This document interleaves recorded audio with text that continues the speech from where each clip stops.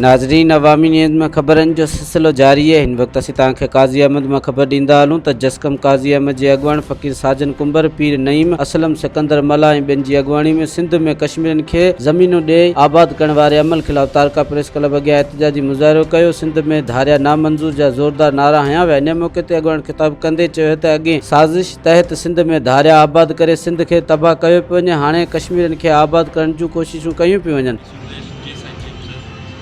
साथियों, ये जेके CM सिंध वज़ीर आज़म जे चवण ते जेको डीसी जे तरीक़ी ऐं जेको गवर्नमेंट जूं ज़मीनूं हासिल करे कश्मीरियुनि खे विहारण था चाहिनि, असां एतिरो सिंधी माण्हुनि खे ॿुधाइण था चाहियूं। गवर्नमेंट सां असांजो को सरोकार कोन्हे, न कोई असांजी उहो ॿुधंदी। सिंधी क़ौम खे असां केस रखूं था उन ॾाढो त जेके ख़ुदकशियूं ऐं इहे जेके माण्हू पाण मारणु, ॾोह पूरो थियणु, इहा बुख बदाली अलामत आहे। ऐं हे जेके कश्मीरी ईंदा असांखे अञा वधीक जेको तबाही तरफ़ वठी ईंदा। सो सिंधी माण्हू ख़ुदा वारा, तव्हां उथो ऐं पंहिंजनि हक़नि जी हिफ़ाज़त कयो। जी असांजे अॼोको असांजो इम्तियाज़ जेको कश्मीरियुनि खे सिंध जे अंदरि आबाद करण जी जेकी वफ़ाक़ साज़िश थी रहियो आहे, हुन सां जेके सूबाई हुकूमत जेको आहे हिकु बणियल आहे, जेको मुख़्तलिफ़ डिस्ट्रिक्टनि खे मुख़्तलिफ़ ज़िलनि जे डिस्ट्रिक्टनि खे हुन लाइ हिकिड़ो लेटर बि जारी कयो आहे जेकी जिते सिंध में जेके सरकारी ज़मीन आहे पयल आहे उहा उन्हनि खे अंग करे ॾिए त जीअं असां उन्हनि खे कश्मीरियुनि खे हिते मुस्तक़िल तौरु आबाद कयूं।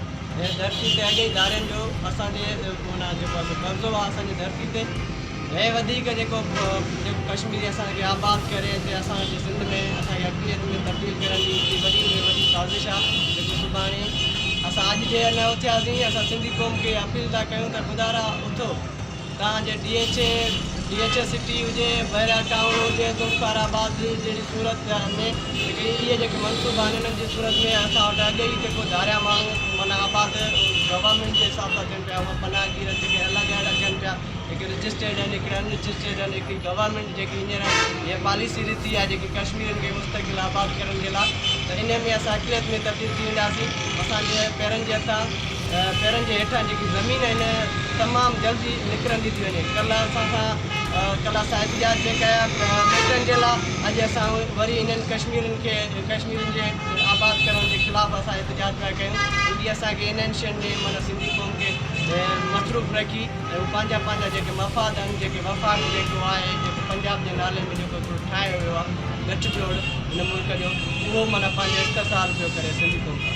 तंहिं नमूने असां GSM क़ौमी महाज़ हींअर त काज़ी अहमद यूनिटी जे तरफ़ां इहो एहतिजाज आहे त जॾहिं असांखे मरकज़ी कार मिलंदी त असां मुसलसल एहतिजाजनि जेको आहे। मज़ीद खबरों और तफसीलात के लिए विजिट करें हमारी वेबसाइट www.awamiNewsHD.com।